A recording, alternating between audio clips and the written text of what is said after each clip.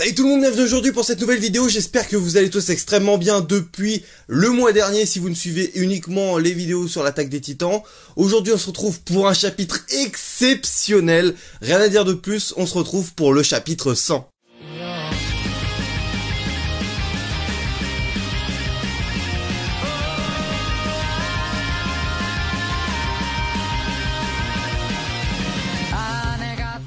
Alors oui, par rapport au mois dernier, j'ai fait un effort, je sors là en ce moment même la vidéo bien plus tôt que la dernière fois, puisque cette fois-ci, bien écoutez, j'ai le temps et que j'ai lu le chapitre assez tôt. Le seul truc, c'est que justement, je l'ai lu peut-être un petit peu trop tôt, et les seules versions du chapitre que je peux trouver, c'est des versions anglaises, mais pas encore vraiment officielles, pas faites par des équipes entières, c'est juste par des fans. Donc bon, on va dire que ce que j'ai lu, peut-être que ce sera retraduit plus tard et peut-être que ce sera remis en cause. Donc ne prenez pas tout au pied de la lettre. Tout ce qui va être dit dans cette vidéo, ce ne sera pas forcément vrai. Je me suis juste basé sur le chapitre anglais que j'ai pu voir. Voilà, c'était juste histoire d'aller un petit peu plus vite que d'habitude parce que normalement j'aurais pris plus de temps pour attendre les autres chapitres. Bref, dans ce chapitre 100, on a eu le droit à des choses de malades mentaux, tout simplement. Alors je vais essayer de procéder par ordre. C'est vrai qu'il y a pas mal de choses que je pouvais penser ou que j'étais justement en train de faire des théories dessus, enfin des hypothèses. Et finalement, ça s'avère pas forcément faux, mais c'est pas du tout avéré non plus. Donc c'est ça que j'ai trouvé génial justement. J'ai été surpris du début à la fin dans ce chapitre, donc on va en parler tout de suite. Le début de ce chapitre, on se retrouve avec justement le Tybur et Magat. Tybur en fait c'est Willy, je crois que c'est ça son prénom. Ils se retrouvent dans une calèche justement avant la représentation, je ne sais pas combien d'heures avant, et on a une discussion entre les deux. Donc déjà, ça remet un petit peu en cause ce que je pensais sur Magat, vu que je trouvais que Magat en fait était un petit peu assez proche, voire peut-être trop proche de Sig, et que Sig, on se doute fortement qu'il est plus du côté des reines, donc je m'étais dit que voilà, il y a peut-être une douille avec lui, sauf qu'a priori avec la discussion qu'ils ont pu avoir, eh bien ça semble compromis, et il semble bien être du côté des Tybur. Alors la discussion tourne juste autour du fait qu'ils sont au courant que le plan, les Eldiens insulaires et bon tous les autres, tous qui sont leurs ennemis, donc on ne les connaît pas tous à l'heure actuelle, vont tout simplement déclencher leur plan au milieu à peu près de la représentation du soir même. Donc ce qui est intéressant déjà de base quand on lit ça, c'est qu'on sait que le Tybur on va l'appeler Willy Tybur, et Magat sont au courant justement que ceci va se produire. Donc ça veut forcément dire qu'ils ont eu des informations, donc peut-être qu'il y a des infiltrés du côté ennemi tout simplement. Alors si vraiment il y a des infiltrés du côté ennemi, je me demande qui ça pourrait être. Est-ce qu'en fait ce serait pas Sig qui serait un agent double en fait, j'en sais rien, ou autre chose. Bref, là j'ai pas vraiment de théorie là-dessus et je vais pas aller plus loin, mais c'est vrai que c'est ultra intéressant de savoir que justement le camp des Tybur et de Magat en l'occurrence sont au courant que le plan va s'exécuter au milieu de la présentation et qu'il y a de fortes chances que Willy Tybur se fasse tuer à ce moment-là. Mais Willy Tybur considère que c'est un sacrifice normal pour pouvoir allier tout le monde à sa cause et donc il en prend la pleine responsabilité. Alors il y a juste un truc avec cette version anglaise qui m'a un petit peu surprise, c'est que à un moment justement ils font référence aux Eldiens comme quoi les Eldiens ce sont les fils des démons, et ce qui m'a troublé c'est que j'ai l'impression que Magat, alors je sais pas vraiment si c'était la bonne traduction ou si peut-être c'était pas vraiment lui qui parlait à ce moment là, mais Magat on a l'impression qu'il se désigne un petit peu également comme un Eldien, alors qu'en réalité a priori c'en est pas un, mais quand il dit nous sommes en fait des démons, ça m'a un petit peu troublé, voilà.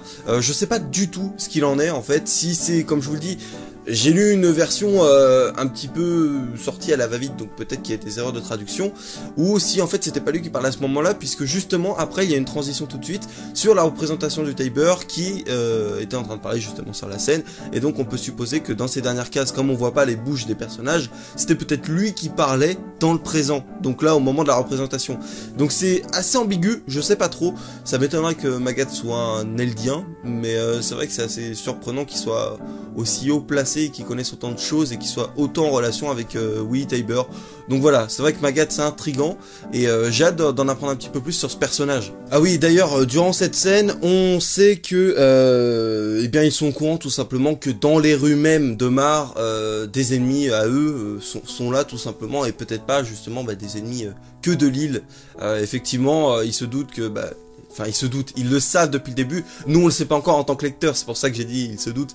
Mais voilà, les Eldiens, l'autre côté, en fait, l'autre camp a des alliés également. Bon, j'avais supposé, forcément les contrats asiatiques, et c'est vrai que beaucoup d'entre vous l'avaient confirmé, avec des histoires de Eren Kruger qui aurait dit à Grisha que justement ils avaient le soutien de contrées de l'Est. Donc voilà, ça pourrait confirmer ça. Et donc là, justement, on voit dans une scène qu'une sorte d'ennemi était en train de les espionner en dehors de la calèche. Donc, d'après les traductions, voilà, encore une fois. Donc c'est intéressant de voir que justement le conflit n'est pas aussi linéaire qu'on pouvait le penser, c'était pas juste un camp contre l'autre, mais il y a quand même des alliances qui se font dans le dos des uns des autres, mais ils sont au courant, mais il y a des trahisons et tout, donc voilà, je trouve ça vraiment cool. Bon, a priori, on le savait à peu près déjà, mais là, vraiment, on le constate. Après, donc comme je vous l'avais dit, on retourne sur la représentation de Willy Tybur qui est sur la scène, et il dit pas franchement quelque chose de plus intéressant tout de suite, à ce moment-là. Ce qui est intéressant ensuite, c'est que Magath va être prévenu par des soldats, donc peut-être grâce à Pieck qui aurait prévenu le mec l'autre fois quand je vous l'ai dit, voilà, il lui fait un câlin, il lui dit forcément un truc à l'oreille, c'est peut-être pour ça qu'ils sont au courant que les guerriers donc ont été enlevés par un soldat, donc le soldat comme on vous l'a dit, moi j'avais pensé que c'était Armin, mais c'est vrai qu'au niveau du visage ça lui ressemblait pas du tout, mais c'est parce qu'à un moment on voit qu'il est clairement blond. Après vous avez théorisé sur le fait que c'était plus Jean ou Connie.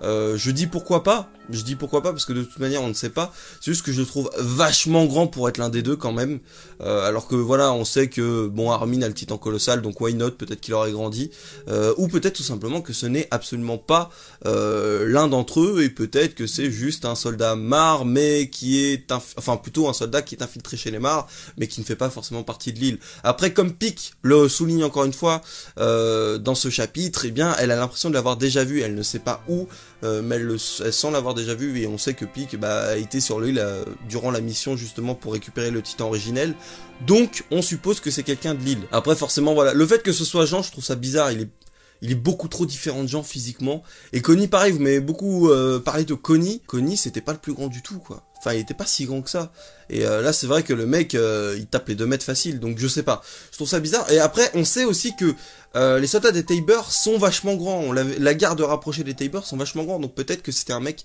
infiltré chez eux, mais qui n'est pas forcément de l'île de base.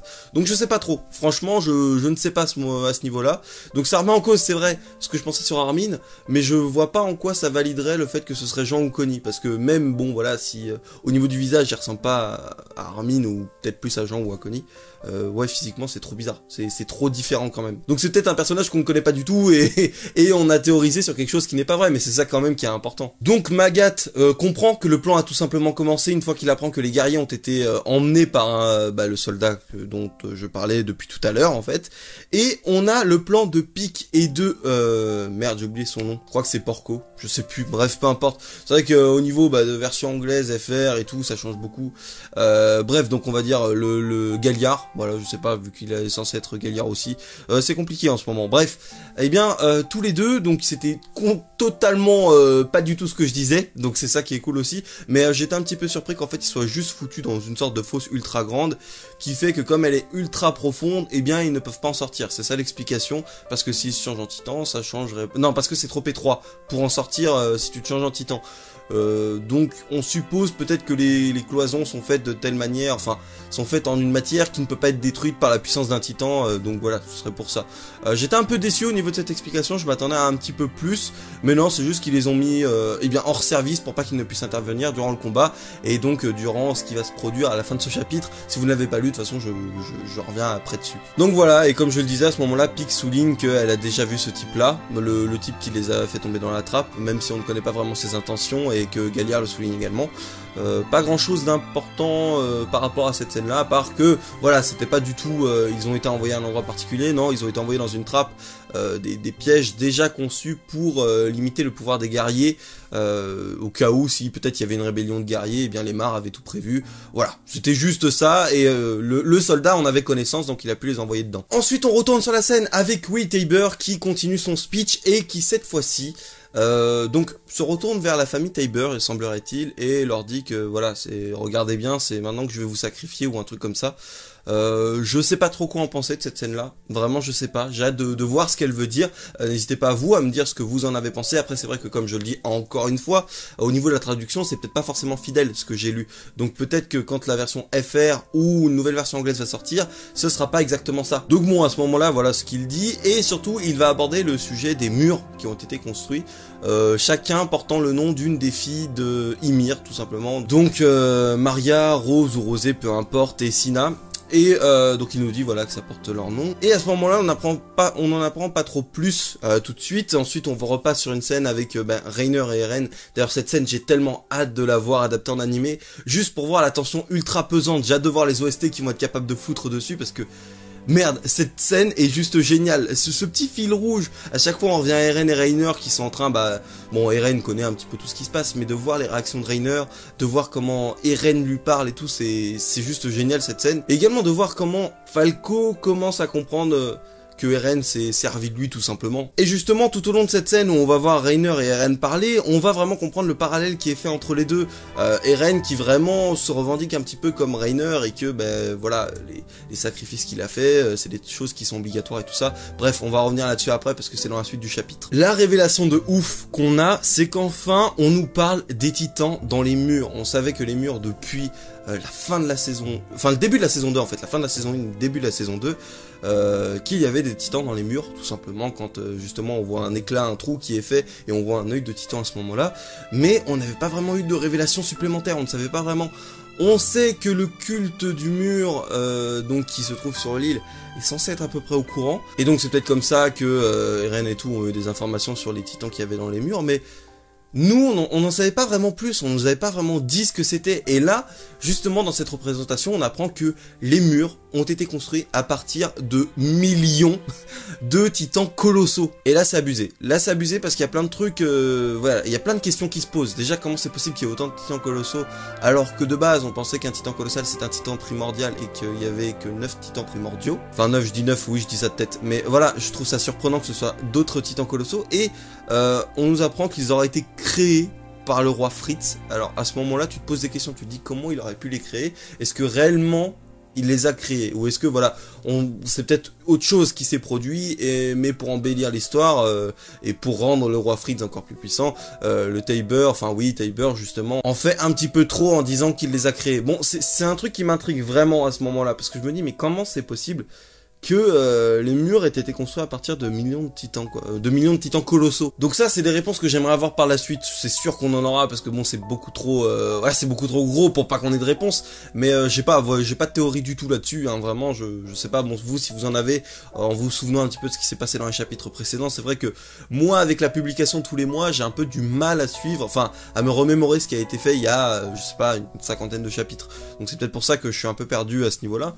Mais c'est vrai que pour les murs en eux-mêmes construits de millions de titans colossaux, je trouve ça surprenant. Donc après justement Willy Tybur prévient tout le monde que justement cette armée de titans colossaux est capable d'être dirigée par Eren, puisque d'après un rapport de Rainer Brown avec ce superbe accent, a été capable de, enfin, il a vu Eren être capable de contrôler le reste des titans grâce à l'axe. Et donc, forcément, même si Willy Tybur est au courant, on ne sait pas que c'est juste un coup du hasard et que Eren à ce moment-là était en contact avec un titan qui est une descendante de la famille royale de base, donc ça explique pourquoi il a pu utiliser son pouvoir. Là, forcément, il se sert de cet argument pour effrayer tout le monde en leur disant que, eh bien, même si on a des armes qui sont capables de tuer des titans aujourd'hui, ça n'empêche que lorsqu'une armée de millions de titans colossaux s'abattront sur vous, ça ne changera rien. Vos armes ne changeront rien, on va se faire déglinguer la gueule. De quoi se mettre tout le monde dans la poche. Et là, vraiment, la scène que j'ai trouvée génialissime, même s'il n'y a pas vraiment d'informations supplémentaires qui ont été données, mais je la trouve géniale du fait qu'on retourne sur Eren et Reiner qui discutent. Et là, vraiment, on voit la tension pesante et toute l'ambiance qui peut régner dans cette pièce. Avec justement Eren qui se place vraiment comme étant le méchant. Il dit à Reiner, oui, t'as vu, il a raison, je suis le méchant. Bon, on sait que c'est à la fois ironique et à la fois vrai, il le pense vraiment. Donc c'est vraiment intéressant de voir cette position-là, et on les voit justement discuter sur tous les deux leurs positions. Donc Eren qui fait le parallèle entre les deux personnages, donc Reiner qui, quelques années auparavant, a été infiltré justement parmi ses ennemis, et a fait en sorte que ces derniers meurent, enfin, qu'il y ait des sacrifices parmi eux pour pouvoir arriver à leur objectif et sauver le monde et avoir la paix comme ils le disent. Et là Eren fait la comparaison avec lui justement, et bien oui c'est vrai que moi aussi, enfin il le dit pas réellement comme ça, mais en gros il fait le parallèle avec lui qui effectivement a été infiltré chez les ennemis, a mangé leur nourriture, a mangé la même nourriture qu'eux, a pu rencontrer des personnes mauvaises qui vraiment se sont foutues de sa gueule et l'ont exacerbé, et d'autres qui sont vraiment gentils parmi le camp de ses ennemis. Et il fait encore une fois le parallèle avec Reiner qui a vécu la même situation quelques années auparavant, en rappelant également que c'est à cause de cette intervention que sa mère a été mangée ce jour-là. Enfin, il le rappelle pas vraiment, mais il lui demande pourquoi ce jour-là ma mère a été mangée, des trucs comme ça, donc forcément c'est pour faire culpabiliser, je suppose, Reiner, et à la fois, encore une fois, faire le parallèle avec lui pour que Reiner puisse comprendre ses intentions, puisque voilà, c'est dans la continuité. Et ensuite, forcément, Reiner craque un petit peu et explique à Eren que c'est en réalité sa faute si tout ceci s'est produit, puisque la mission qu'ils ont faite, de base ils souhaitaient rentrer chez eux, mais c'est Reiner qui a insisté pour que Annie et Berthold continuent, même une fois que Marco était décédé. Donc ça explique pourquoi la mission s'est poursuivie et pourquoi la mère de Eren est morte ce jour-là. Donc Reiner pète un câble, voilà, ça c'est une scène juste géniale encore une fois.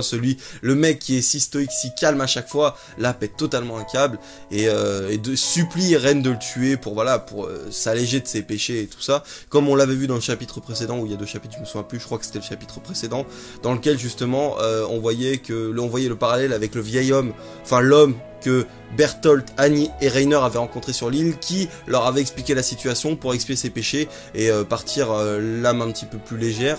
Et finalement Reiner fait exactement la même chose avec Eren, puisqu'il cherchait quelqu'un pour pouvoir pas se confier, mais voilà, encore une fois, exactement la même situation qu'il avait rencontré auparavant. Et donc forcément, Reiner demande à Eren de le tuer. Après, on retourne vite fait sur la scène avec Willy Tybur qui, encore une fois, arrive à faire un petit peu de charme et à séduire tout le monde en disant qu'il n'aurait jamais voulu être un Eldien, il ne supporte pas ce sang-là, il aurait préféré que ce peuple ne naisse jamais, et tout ça, comme ça il fait semblant de pleurer, tout le monde pleure, ou alors il pleure vraiment, hein, qui sait, il est peut-être vraiment ému, tout le monde pleure en face de lui, donc il a réussi, cette fois-ci, non pas à convaincre, mais à persuader les gens grâce aux sentiments. Donc il a réussi à convaincre juste avant avec le fait que les titans colossaux puissent attaquer tout le monde entier, et en plus à les persuader avec oh là là, je suis un Eldien, j'ai jamais souhaité être un Eldien, je comprends pourquoi vous ne supportez pas les Eldiens, bref, vous avez vu le délire. Et ensuite, dans ce petit blabla, il dit justement que malgré tout ça, il aimerait que tout le monde puisse vivre ensemble, enfin et collaborer pour affronter cet ennemi qui aura en face d'eux, puisque c'est justement dans ces moments-là que même si les armées se sont affrontées durant des années, même peut-être des siècles, je ne sais pas, et bien justement c'est lorsqu'il y a un ennemi commun que tout le monde peut faire table rase du passé et collaborer ensemble pour affronter cet ennemi. Donc voilà, le mec il a vraiment un talent d'orateur et il arrive à convaincre tout le monde de rejoindre sa cause et que tout le monde affronte les démons de l'île du paradis. Ensuite on retourne encore une fois, voilà, ça switch entre les deux scènes avec Eren et Reiner qui à ce moment-là, Eren justement ramasse Reiner et lui dit voilà, essaie de... Je sais pas, il a été très tendre, très gentil à ce moment-là. Il le relève en lui serrant la main et en fond tu entends le Tybur qui justement est en train d'annoncer que voilà, il faut s'unir, il faut affronter les autres, parce que je me bats pour la paix, nous nous battons pour la paix, et donc il faut vaincre les ennemis qui sont contre cette paix. Et c'est à cet instant précis que Willy Tybur déclare officiellement la guerre contre les Eldiens de l'île du paradis, contre l'île du paradis. Après forcément on sait qu'ils ont des alliés sur le continent et autres, mais voilà, on nous parle que de l'île du paradis. Et à ce moment-là, vu que ça devait être prévu à ce moment-là que le plan se déclenche, Eren, qui tenait la main de Reiner, se change en titan, apparaît sur la scène en défonçant le mur et broie carrément le Tybur à ce moment-là, et on finit sur cette image sublime mais en même temps un petit peu glauque, hein, de Eren changé en titan qui gueule et qui a tué Willy Tybur. Alors, est-ce qu'il l'a réellement tué? Pour moi, oui, a priori, oui, vu le corps du Tybur qu'on voit sur l'image de fin, il est complètement défoncé. Mais c'est vrai qu'on peut se poser des questions, peut-être, parce que comme on nous a pas encore affirmé à 100% qu'il est mort, on sait jamais, peut-être qu'il a vraiment un pouvoir de titan qui peut se régénérer ultra vite, peut-être que c'est une spécificité du titan Warhammer, s'il l'a vraiment... On sait pas, moi je suppose que c'est pas lui qui l'a vraiment, mais imaginons que ce soit lui, voilà, il y a peut-être possibilité qu'il ne soit pas mort et que tout ait été anticipé. Après, On sait que dès le départ dans le chapitre, il disait que c'était un sacrifice nécessaire, donc il s'est peut-être laissé tuer en sachant, enfin il avait peut-être senti que ça allait venir derrière lui, mais il s'est laissé faire. Et donc le chapitre se termine là-dessus, donc Eren qui est en train de serrer de la main de Reiner et qui au moment où il entend la déclaration de guerre, comme ça devait être planifié dans le plan, se change en titan et broie Wee-Taber. C'est vrai que j'ai pas parlé à un moment, on voit juste Sig, une toute petite case au moment où le Taber fait son speech comme quoi il aurait voulu ne jamais être un Eldien et que les Eldiens sont les démons. Je sais pas trop ce que ça veut dire. Est-ce que, comme je le pensais, Sig est vraiment du côté d'Eren et tout, ou est-ce que finalement il y a peut-être une surprise, encore un retournement de situation, peut-être que Sig est un agent double, peut-être que depuis le départ j'avais tort et qu'il n'était pas de son côté. Je trouve ça assez étrange, mais pourquoi pas. Pourquoi pas, bon après comme je vous le dis, ça fait je sais pas combien de reviews de chapitres que je vous dis que pour moi c'était un plan d'Eren Kruger, enfin pas un plan d'Eren Kruger, disons que ça venait d'avant lui, mais Eren Kruger, le plan est arrivé à ses oreilles, peut-être par la transmission du titan assaillant, et finalement l'a transmise à Sig, puisque c'est lui qui aurait pu le récupérer au moment de l'armée, enfin au moment où Sig était en formation à l'armée, et infiltré pour devenir un guerrier, et il aurait fait en sorte que Sig dénonce son père pour qu'il puisse envoyer ensuite sur l'île du paradis, et que tout le plan se déclenche ensuite, que son père puisse essayer de récupérer le titan, bref, c'est ce que j'avais hypothétisé, bref, je sais pas comment on dit, mais peu importe. Et donc voilà, je le rappelle parce que c'est vrai que certains n'ont pas vu les reviews de chapitres précédentes, et elles sont assez longues, donc c'est assez chiant pour vous, mais voilà, j'ai pas envie de répéter à chaque fois, sinon les vidéos ne se termineraient tout simplement plus. Bref, voilà ce qu'il en était pour tout ce chapitre 100 qui était génial, avec des révélations, avec surtout une ambiance ultra pesante lorsqu'on a vu la scène avec Eren et Eren. On sait que maintenant dans le chapitre 101, le plan va être déclenché, et que est-ce qu'il y aura vraiment une guerre sur l'île du paradis tout de suite, est-ce qu'il y aura autre chose, je sais pas justement parce qu'on sait que maintenant ils sont infiltrés, donc ça prend tout le monde de court, mais en même temps on sait que la famille Taber, ou du moins Wee-Taber et Magath étaient au courant, donc on sait pas, c'est ultra tendu et c'est juste génial vraiment. Ce chapitre m'a totalement surpris et je n'attends qu'une chose, c'est de voir la suite de ce manga juste génial. D'ailleurs, je change de sujet, enfin toujours dans l'attaque des titans.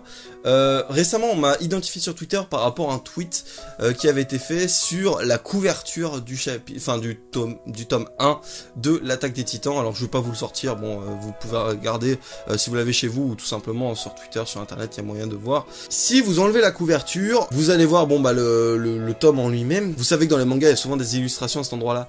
Et là, en fait, depuis le départ, tu as une représentation claire, enfin claire, moi je le vois comme ça, de tout simplement les 3 enfants, donc certainement Bertolt, Reiner et Annie, qui se dirigeaient vers les murs, qui avaient traversé la mer en bateau, enfin c'est à peu près ce qui est représenté, après on ne sait pas trop, mais ça paraît évident que c'est ça, et qui veulent rejoindre les murs. Et quand tu vois cette scène, tu dis putain, ça a été dessiné au tome 1, c'est vraiment que tout avait été prévu depuis le début, donc toutes les personnes qui... certaines, hein, j'en ai vu qui justement disaient que l'attaque des titans c'était parfois un peu improvisé, voilà, c'était juste, ouais, c'était à l'impro, c'était au jour le jour, voilà. Vous avez la preuve que depuis le tome 1, ce scénario était prévu, cette infiltration était prévue, et tout ce qui en découle certainement après, bon il y a eu peut-être des ajustements, mais voilà, tout ça a été écrit à l'avance, et je trouve ça juste génial de l'apprendre aujourd'hui. Donc je vous invite tout simplement à essayer de vous regarder la couverture du tome 1 si vous ne l'avez pas, enfin si vous l'avez pardon, et si vous ne l'avez pas, cherchez sur internet, vous devrez la trouver. C'est juste, voilà, vous enlevez la couverture, et vous avez la page, enfin la première page dessus. Voilà, c'est tout ce que j'avais à vous dire, merci à tous d'avoir suivi cette vidéo, elle a été certainement assez longue. J'espère qu'elle vous a plu, j'ai pas fait trop de théorie parce que j'en avais pas des masses, j'attends vraiment juste de voir la suite et d'avoir votre avis en commentaire. Sur ce, je vous laisse, merci à tous d'avoir suivi cette vidéo et à très bientôt pour une autre vidéo sur la chaîne manga, pour d'autres mangas, donc la semaine prochaine, et sinon pour les reviews de l'attaque des titans. Allez, ciao. Prière de ne pas déranger, le maître de cérémonie voudrait poser quelques vérités sur papier. Le monde va mal, mais ce n'est pas dû à la crise, mais bien au mal, présent dans la tête des gens. Tout comme les stars qu'on est trompés et dirigés vers un chemin maudit, un guet-apens, un pseudo-paradis.